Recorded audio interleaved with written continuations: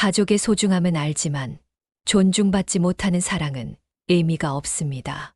나이 들어 자식에게 의지하려는 부모의 마음과 독립적인 삶을 살고 싶은 자식의 마음 사이에는 때로 큰 골이 생기기도 합니다. 특히 며느리와의 관계는 한국 사회에서 가장 예민한 가족 관계 중 하나입니다. 오늘은 며느리의 홀대로 상처받은 시어머니가 어떻게 상황을 극복하고 진정한 행복을 찾았는지 그 여정을 들려드리겠습니다. 무료 버튼인 구독과 좋아요, 클릭으로 여러분의 마음이 더욱 풍요로워지시길 바랍니다. 우리 아들 민수가 수진이를 처음 집에 데려왔을 때 나는 그 애를 보자마자 마음에 들었어요. 단정하고 예의 바른 모습의 말투도 참 공손했죠.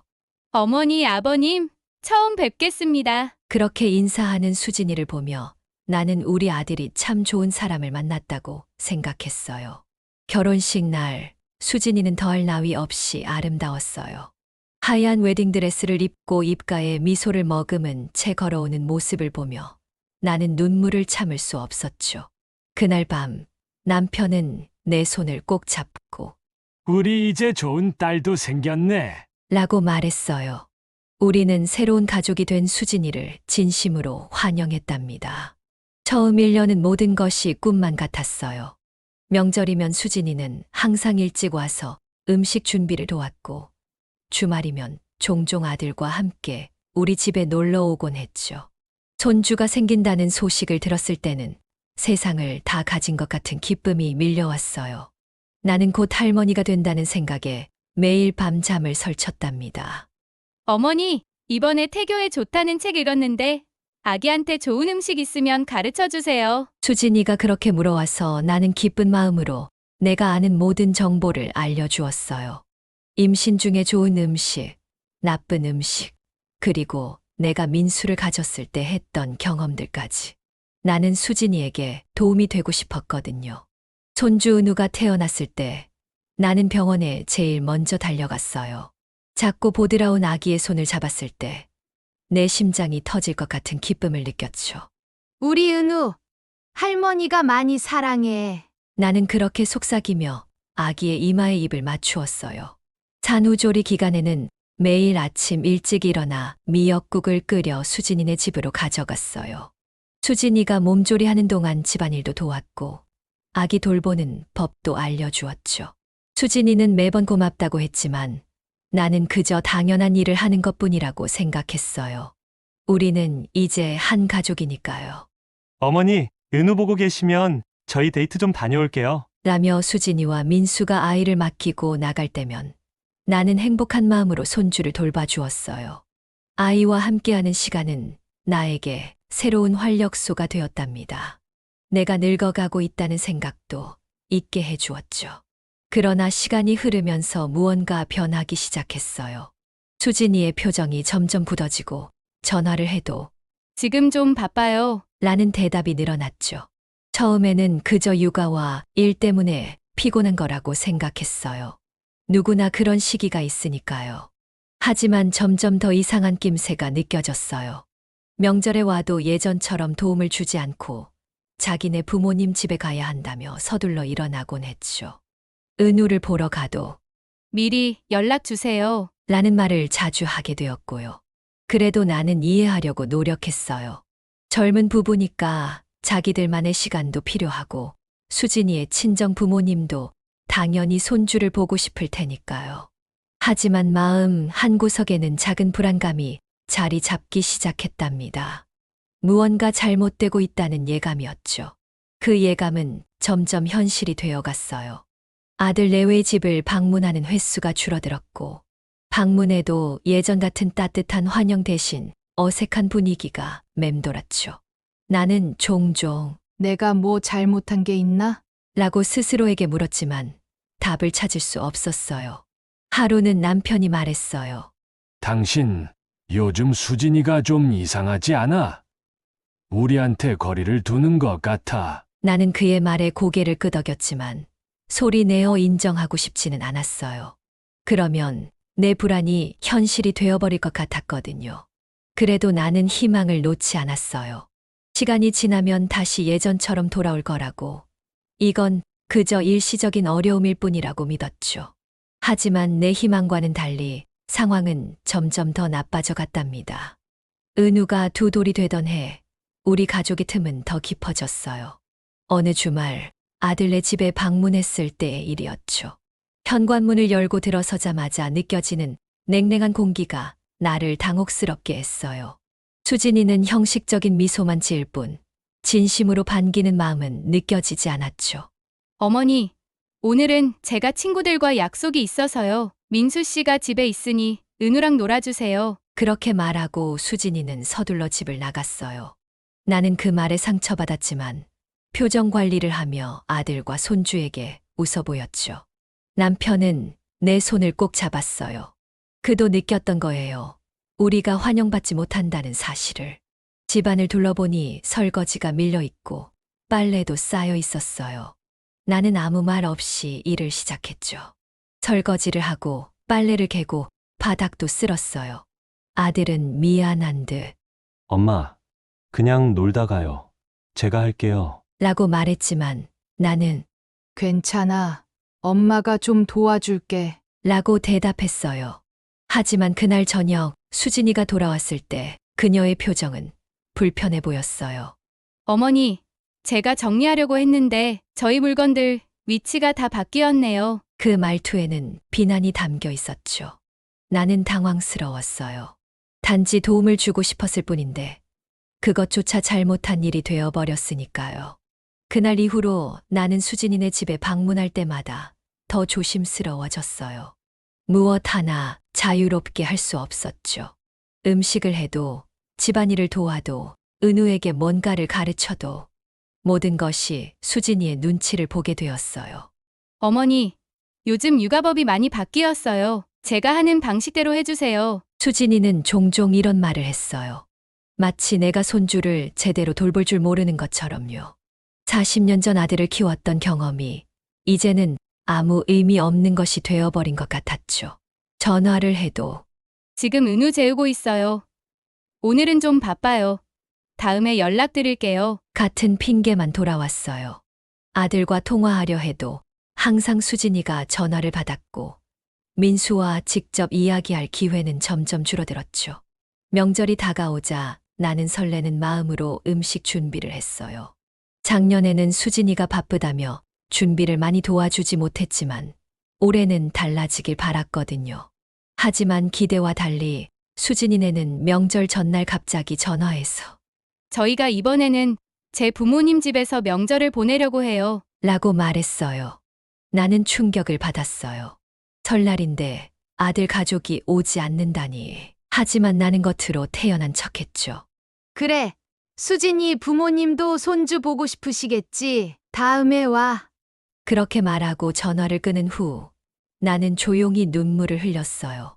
남편은 내 어깨를 토닥이며 괜찮아.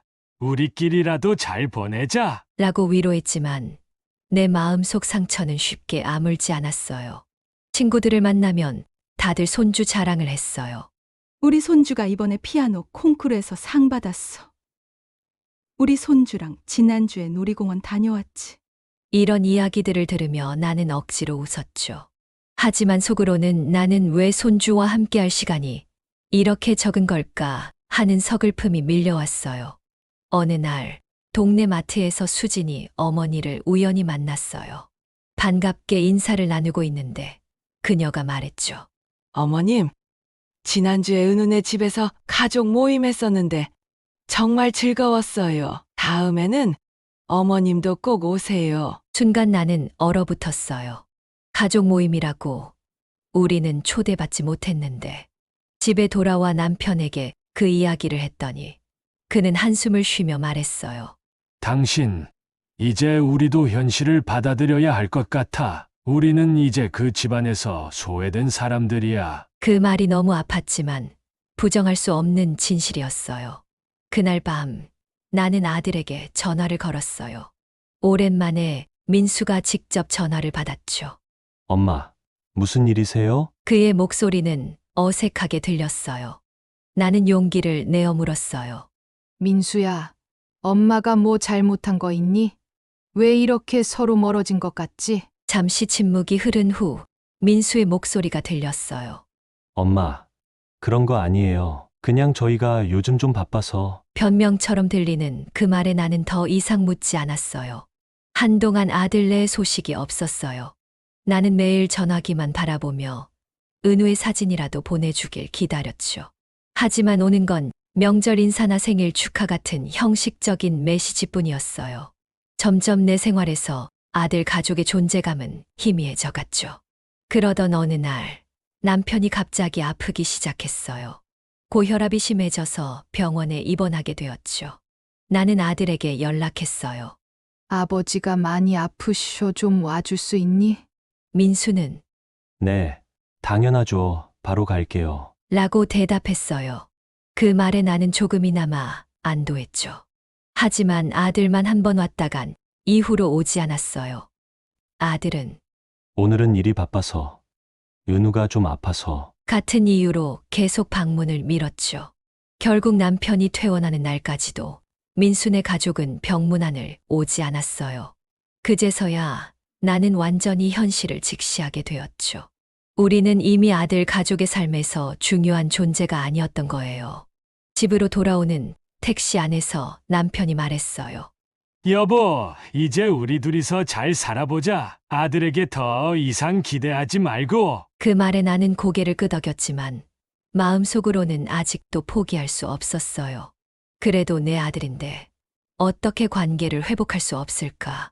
그런 생각으로 밤을 지새웠답니다. 은우의 5번째 생일이 다가오고 있었어요. 나는 손주의 생일만큼은 함께 축하하고 싶었죠. 용기를 내어 수진이에게 전화를 걸었어요. 수진아, 은우 생일에 할머니가 케이크 가져가도 될까? 잠시 망설임 후에 수진이가 대답했어요. 네, 오세요. 저희 집에서 작은 파티 할 거예요. 그날을 얼마나 기다렸는지 몰라요. 일주일 전부터 은우가 좋아할 만한 선물을 고르기 위해 백화점을 돌아다녔죠. 결국 로봇 장난감과 따뜻한 겨울옷을 샀어요. 케이크도 특별히 주문했고요. 파티 당일 남편과 함께 설레는 마음으로 아들네 집으로 향했어요. 하지만 문을 열고 들어서자마자 나는 그 자리에 얼어붙었어요. 집 안은 사람들로 가득 차 있었거든요. 수진이 부모님, 친척들, 그리고 수진이 친구들의 아이들까지. 모두가 즐겁게 파티를 즐기고 있었어요. 우리가 도착하자 잠시 어색한 정적이 흘렀죠. 어머니, 아버님, 오셨네요. 수진이가 형식적인 인사를 건넸어요. 은우는 우리를 보고 반가워하며 달려왔지만 나는 이 상황이 너무 당혹스러웠어요. 왜 우리에게는 큰 파티라는 말을 하지 않았을까? 마치 우리는 이 자리에 없어도 될 사람들처럼 느껴졌어요. 그래도 나는 웃는 얼굴로 은우에게 선물을 건넸어요. 우리 은우 생일 축하해. 할머니가 정말 축하한다. 은우는 기뻐하며 선물을 받았지만 곧 다른 아이들과 놀기 위해 달려갔죠. 나와 남편은 그저 구석에 앉아 있을 뿐이었어요. 파티 내내 나는 철저히 소외감을 느꼈어요. 수진이는 자기 부모님과 친구들에게는 정성껏 대접하면서 우리에게는 간간히 형식적인 말만 건넸죠. 어머니, 음료수 더 필요하세요? 아버님, 케이크 드셨어요? 이런 말들이 오히려 더 서운하게 느껴졌어요. 마치 손님 대하듯 하는 것 같았거든요. 가장 충격적인 순간은 단체 사진을 찍을 때였어요. 수진이가 모두를 불러 모았죠. 자, 이제 가족 사진 찍을게요. 그리고는 자기 부모님과 친척들을 앞으로 불렀어요. 우리는 그저 멀리서 지켜보고 있었죠. 사진을 다 찍고 나서야 수진이가 아, 어머니, 아버님도 한 장 찍을까요? 라고 말했어요. 그 순간 나는 진짜 가족이 아니라는 것을 뼈저리게 느꼈어요. 남편의 얼굴은 굳어 있었어요. 그는 조용히 내 손을 잡았고 우리는 먼저 가볼게. 라고 말하고 파티를 일찍 떠났어요. 집으로 돌아오는 길, 차 안에서 나는 참았던 눈물을 터뜨렸어요. 여보, 우리가 뭘 그렇게 잘못했길래. 남편도 말없이 눈물을 훔쳤어요. 그 후 며칠 동안 나는 계속 그날의 일을 곱씹었어요. 아들에게 전화해 솔직하게 이야기해 볼까도 생각했지만 결국 용기가 나지 않았어요. 만약 아들이 수진이 편을 들면 어떡하지? 그런 두려움이 있었거든요. 대신 나는 수진이 어머니에게 연락했어요. 함께 차라도 마시자고요. 나는 관계를 개선해보고 싶었어요. 다행히 그녀는 흔쾌히 동의했고, 우리는 동네 카페에서 만났죠. 조심스럽게 지난번 파티 때 얘기를 꺼내자 수진이 어머니는 당황한 듯 했어요. 대화가 진행될수록 나는 더 이상한 점을 발견했어요. 수진이 어머니는 은우와 함께한 많은 일상을 이야기했거든요. 주말마다 함께 놀이공원에 가고 매주 저녁 식사를 같이 하고 그건 우리에겐 허락되지 않았던 것들이었어요. 수진이가 어머님 댁에 자주 가나 봐요. 내가 물었어요. 그녀는 웃으며 대답했죠. 네, 거의 매주요. 은우도 저희 집에서 자고 가기도 하고. 그 말을 들으며 나는 가슴이 찢어지는 것 같았어요. 우리는 겨우 몇 달에 한 번 만날까 말까 했는데 집에 돌아와 남편에게 그 이야기를 전했어요. 그는 오랫동안 침묵하더니 마침내 입을 열었어요. 이건 단순한 소원함이 아니라 차별이야. 우리는 이제 결단을 내려야 할 것 같아. 다음 날 나는 아들에게 전화를 걸었어요. 이번에는 모든 것을 솔직하게 이야기하기로 마음먹었거든요. 다행히 민수가 전화를 받았어요. 민수야, 엄마가 너랑 진지하게 이야기하고 싶은 게 있어. 떨리는 목소리로 말했어요. 무슨 일이세요, 엄마? 아들의 목소리는 무심했어요. 민수야, 엄마가 솔직하게 물어볼게. 우리가 수진이네 식구들보다 덜 중요한 가족이니? 나는 더 이상 감정을 숨기지 않았어요. 잠시 침묵이 흐른 후 민수가 대답했어요. 엄마, 그게 무슨 말씀이세요? 그런 거 아니에요. 그럼 왜 수진이 부모님은 매주 보면서 우리는 몇 달에 한 번도 못 만나는 거니? 왜 은우 생일 파티에서 우리만 소외됐던 거야? 오랫동안 참았던 서운함이 한꺼번에 쏟아져 나왔어요. 민수의 목소리가 차갑게 변했어요. 엄마, 이런 말씀 드리기 싫지만 수진이가 엄마랑 같이 있을 때 스트레스를 많이 받아요. 엄마가 자꾸 수진이 일에 간섭하고 은우 교육에 대해서도 옛날 방식만 고집하시니까. 그 말은 꼭 칼로 내 심장을 찌르는 것 같았어요. 나는 그저 도움이 되고 싶었을 뿐인데 그것이 간섭으로 느껴졌다니 목소리가 떨리기 시작했어요. 엄마는 그저 도와주고 싶었을 뿐이야. 그게 그렇게 잘못된 일이니? 엄마, 도와주는 거랑 간섭하는 건 달라요. 수진이 말로는 엄마가 매번 오실 때마다 집안 구조를 바꾸고 은우한테 우리가 가르치지 않는 것들을 가르치려고 하시고 솔직히 저도 좀 힘들어요. 나는 할 말을 잃었어요. 내 아들이, 내가 키운 아들이 이런 말을 하다니 눈물이 왈칵 쏟아졌어요. 그럼 엄마는 이제 어떻게 해야 하는데? 너희 삶에서 완전히 사라져야 하니? 민수는 한숨을 쉬었어요. 엄마, 그런 말씀 마세요.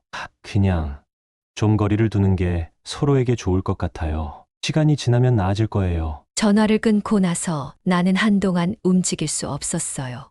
내 아들이 날 밀어내다니. 그것도 며느리 때문에.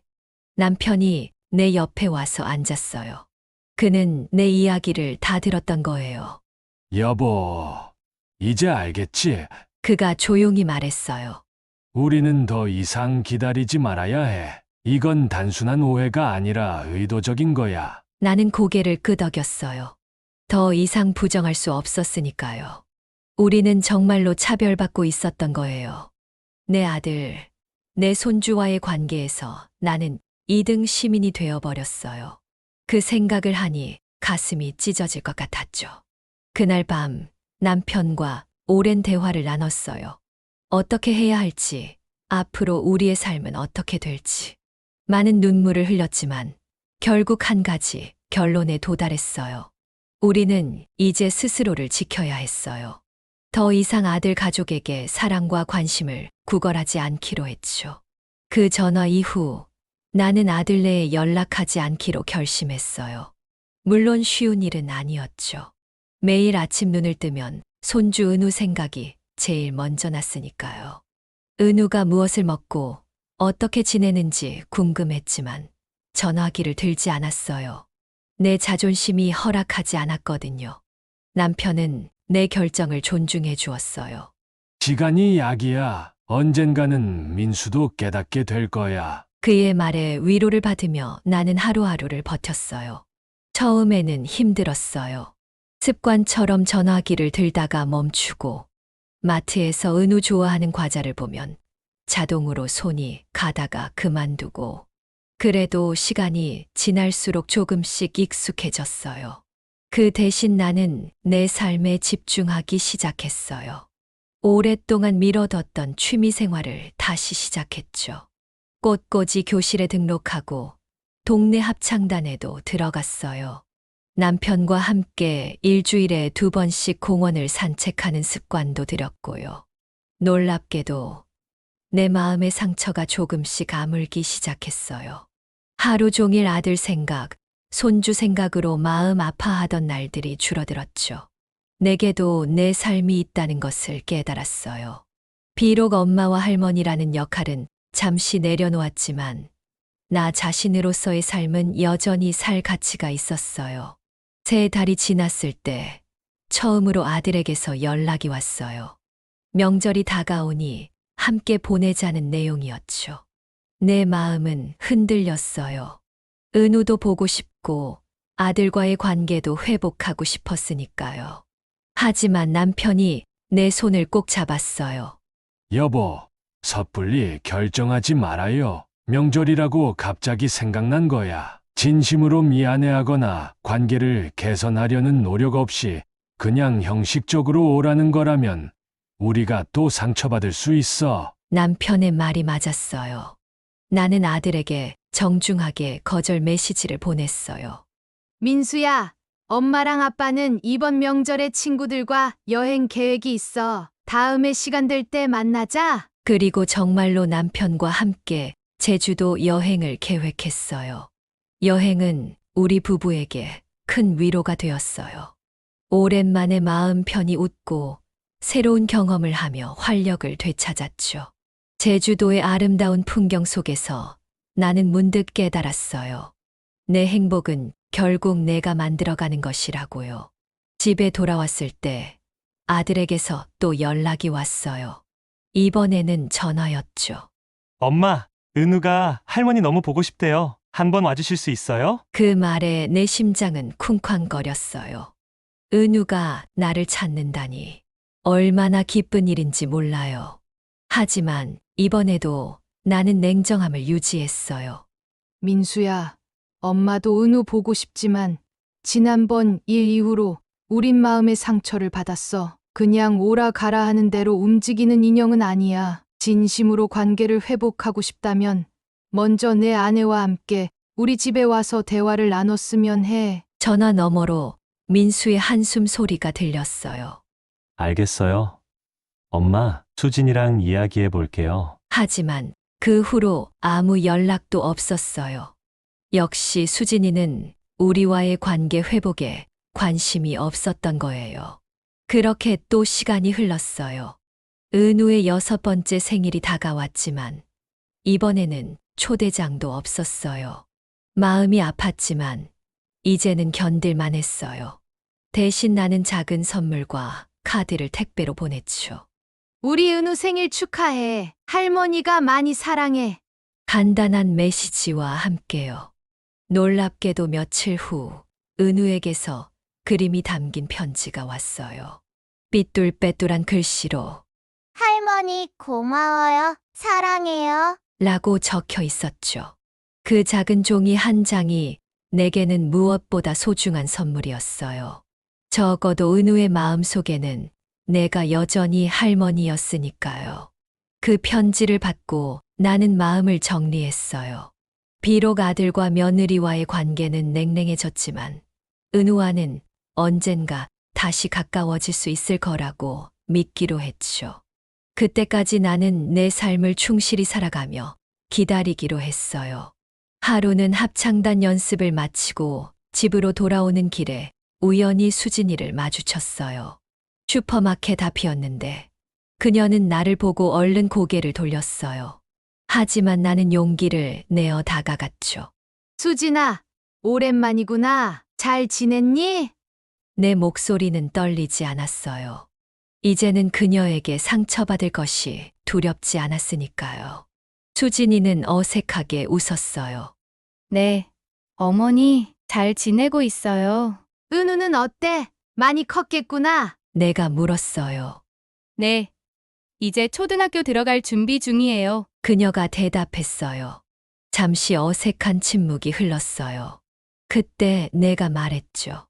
수진아, 우리 사이에 많은 일이 있었지만 난 여전히 너희 가족의 행복을 바래. 특히 은우가 건강하게 자라길 바래. 언제든 도움이 필요하면 연락해. 수진이의 눈에 잠시 놀란 기색이 스쳤어요. 아마 내가 원망이나 비난의 말을 할 거라고 예상했던 모양이에요. 그녀는 고개를 숙이며 말했어요. 네, 감사합니다. 그리고 우리는 각자의 길로 갔어요. 그 짧은 만남 이후에도 관계가 갑자기 개선되진 않았지만 적어도 내 마음은 한결 가벼워졌어요. 나는 더 이상 그들에게 미움이나 원망을 품지 않기로 했으니까요. 남편은 그 이야기를 듣고 내 어깨를 토닥여 주었어요. 당신은 정말 대단해. 나는 아직도 그들을 용서하기 힘들어. 남편의 솔직한 고백에 나는 웃으며 대답했어요. 용서는 상대방을 위한 것이 아니라 나 자신을 위한 거야. 계속 미워하면 결국 상처받는 건 나니까. 그렇게 우리 부부는 아들 가족과 거리를 둔 채 조용히 우리만의 삶을 살아갔어요. 가끔 은우에게 편지와 선물을 보내고 그의 답장을 기다리는 것이 작은 기쁨이 되었죠. 완전한 단절은 아니었지만 이전과 같은 관계로 돌아갈 수는 없었어요. 그것이 현실이었고 나는 그 현실을 받아들였답니다. 은우가 초등학교에 입학한 지 1년이 지났을 무렵 예상치 못한 전화가 왔어요. 수진이었죠. 그녀의 목소리는 평소와 달리 떨리고 있었어요. 어머니, 죄송한데 좀 도와주실 수 있을까요? 나는 깜짝 놀랐어요. 수진이가 내게 도움을 청하다니 무슨 일이 있나 싶었죠. 무슨 일이니? 은우는 괜찮니? 걱정스러운 마음에 물었어요. 은우는 괜찮아요.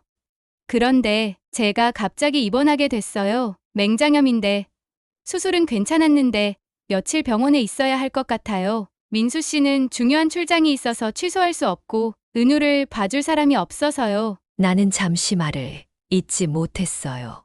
수진이가 갑자기 내게 도움을 청하다니. 하지만 손주를 돌볼 기회라면 그동안의 일은 잠시 접어두어야겠다고 생각했어요. 알았어. 은우 걱정하지 마. 내가 가서 돌볼게. 다음 날 아침 일찍 남편과 함께 아들네 집으로 향했어요. 현관문을 열고 들어가니 은우가 달려와 내 품에 안겼어요. 할머니, 오셨어요. 그 목소리에는 진심 어린 반가움이 묻어 있었어요. 내 마음은 금방이라도 녹아내릴 것 같았죠. 민수는 서둘러 출장 가방을 챙기고 있었어요. 엄마, 아버지 정말 고마워요. 저 때문에 수진이도 힘들어하고. 그의 목소리에는 미안함과 감사함이 함께 담겨 있었어요. 괜찮아.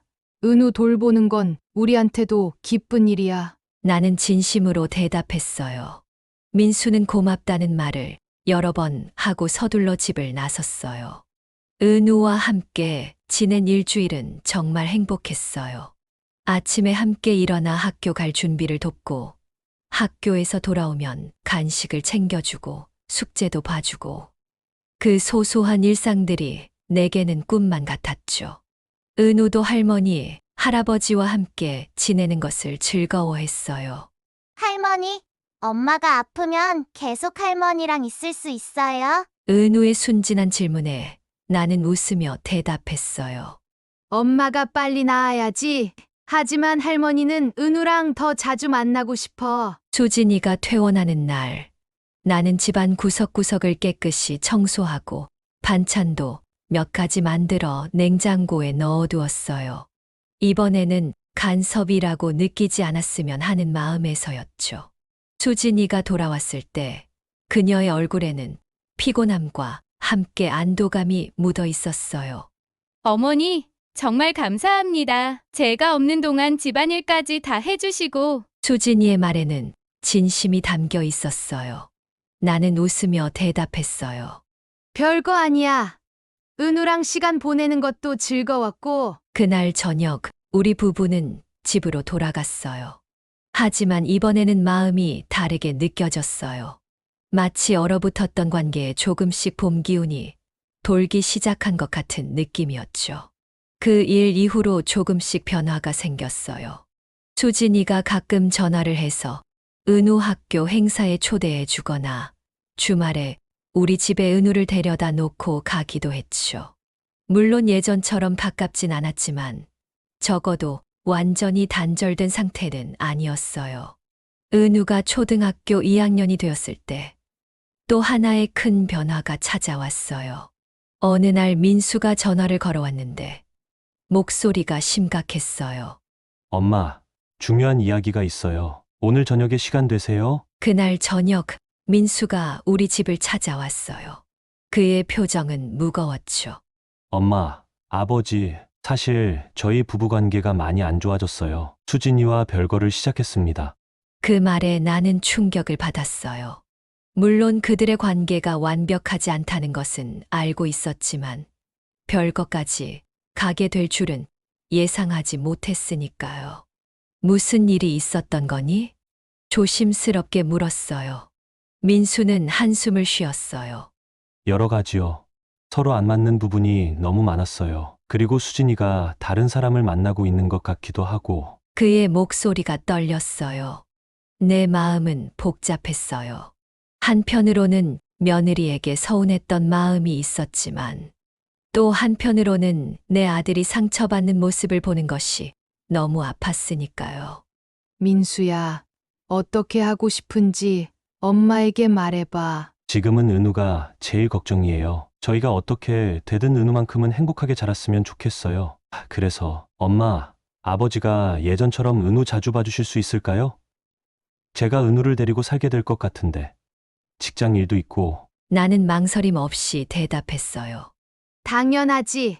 우리가 있잖니. 은우는 걱정하지 마. 할머니, 할아버지가 얼마든지 도울게. 그날 이후로 우리 가족의 모습은 많이 달라졌어요. 민수와 수진이는 결국 이혼을 했고, 은우는 민수와 함께 살게 되었죠. 민수가 직장에 있는 동안 우리 부부가 은우를 돌보는 시간이 많아졌어요. 방과 후에 우리 집으로 와서 숙제하고, 저녁에 민수가 데리러 오는 일상이 생겼죠. 물론 시작이 쉽지는 않았어요. 은우는 부모의 이혼으로 혼란스러워했고 가끔 밤에 울기도 했어요. 그럴 때마다 나는 은우를 꼭 안아주며 말했죠. 은우야, 할머니가 여기 있어. 괜찮아. 다 잘 될 거야. 수진이는 가끔 은우를 만나러 왔어요.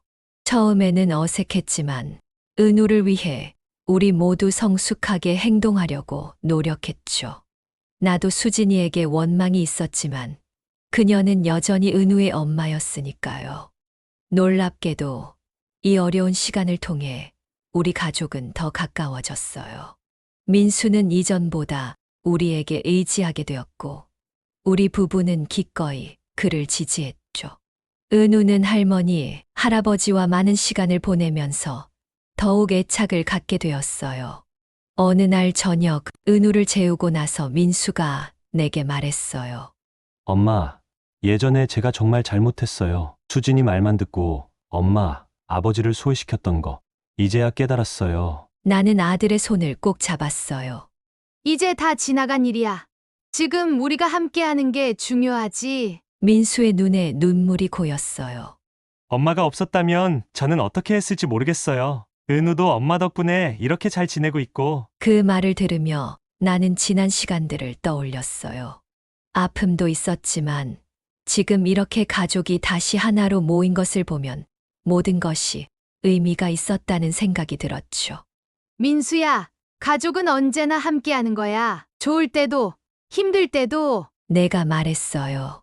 그리고 며칠 후 은우가 학교에서 가족 행사가 있다며 초대장을 건네줬어요. 할머니, 할아버지도 꼭 오세요. 선생님이 중요한 가족 모두 오라고 하셨어요. 행사장에 도착하니 아이들이 자기 가족을 소개하는 시간이었어요. 은우의 차례가 되자 그는 자신있게 앞으로 나갔죠.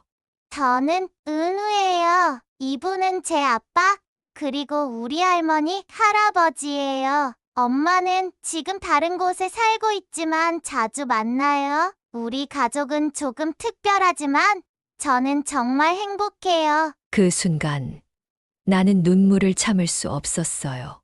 비록 전통적인 가족의 형태는 아니었지만 우리는 여전히 은우에게 사랑과 안정을 주는 가족이었던 거예요. 행사가 끝나고 집으로 돌아오는 길, 남편이 내 손을 꼭 잡았어요. 여보, 우리가 참 많은 일을 겪었지만 지금 이 순간이 행복하지 않나? 나는 고개를 끄덕였어요. 그래요. 지금 이 순간이 행복해요. 어려운 시간을 지나왔지만 결국 우리 가족은 더 강해졌고 진정한 가족의 의미를 깨달았으니까요. 은우가 초등학교를 졸업할 무렵 우리 가족은 완전히 새로운 균형을 찾았어요. 민수는 승진해서 더 바빠졌지만 항상 은우와의 시간을 소중히 여겼죠. 우리 부부는 은우가 학교에서 돌아오면 숙제를 도와주고 저녁을 함께 먹고 민수가 퇴근할 때까지 보살폈어요. 수진이는 은우의 인생에서 완전히 사라지지는 않았어요. 그녀는 한 달에 2번 정도 은우를 만났고 중요한 행사에도 참석했죠. 처음에는 어색했지만 시간이 지나면서 우리 모두 은우를 위해 문명적인 관계를 유지하는 법을 배웠어요. 어느 날 수진이가 나를 따로 만나자고 했어요. 카페에서 그녀를 기다리는 동안 내 마음은 조금 긴장되었어요. 무슨 이야기를 하려는 걸까? 그녀가 도착했을 때 예전과는 다른 모습이 보였어요. 더 편안해 보였고 눈빛도 달랐죠. 어머니, 오랜만에 이렇게 단둘이 만나네요. 수진이가 말했어요. 나는 미소 지었어요. 그러게. 무슨 이야기가 하고 싶었니? 수진이는 잠시 자신의 커피 잔을 만지작거리더니 용기를 내어 말했어요.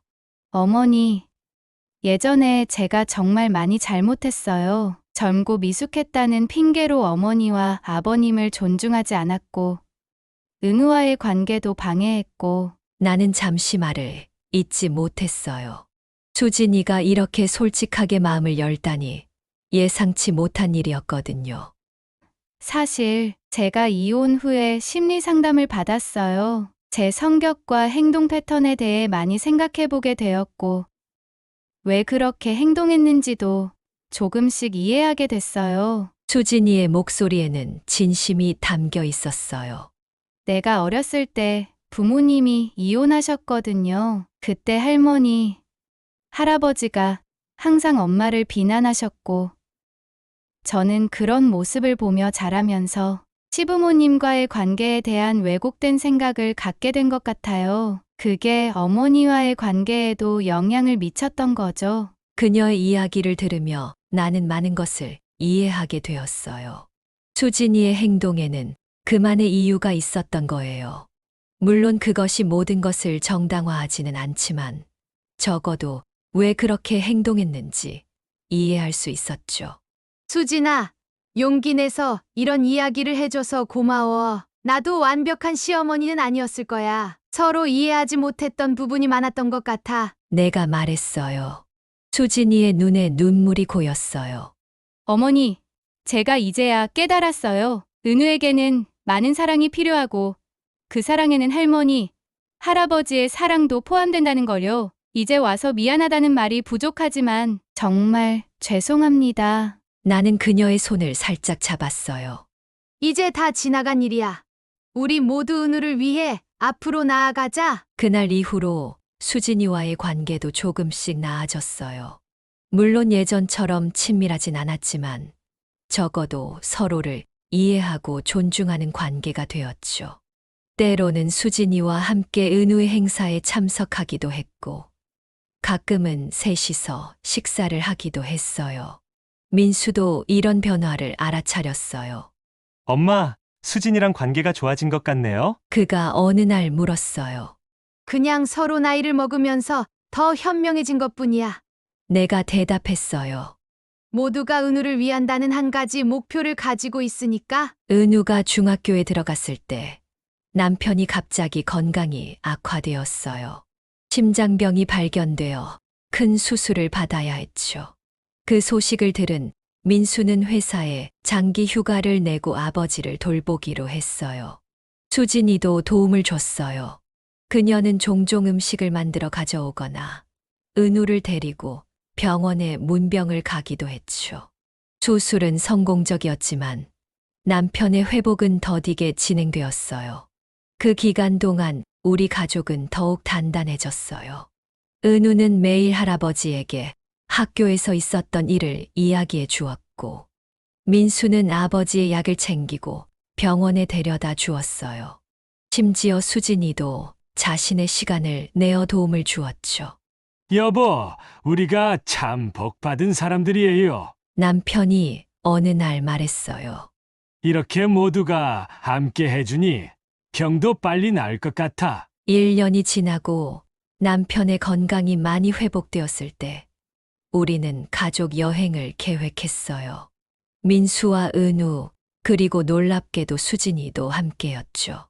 처음에는 어색할까 걱정했지만 의외로 모두가 자연스럽게 어울렸어요. 제주도에서의 4일은 마치 새로운 시작 같았어요. 은우는 할머니, 할아버지, 아빠, 엄마가 모두 함께 있어 너무 행복해했고, 우리 어른들도 과거의 아픔을 뒤로하고 현재의 순간을 즐기는 법을 배웠어요. 바닷가에 앉아 일몰을 바라보던 그 순간 나는 깨달았어요. 인생은 완벽하지 않아도 아름답다는 것을요. 우리 가족은 전통적인 형태는 아니었지만 서로에 대한 이해와 존중, 그리고 무엇보다 은우에 대한 사랑으로 뭉쳐진 특별한 가족이었어요.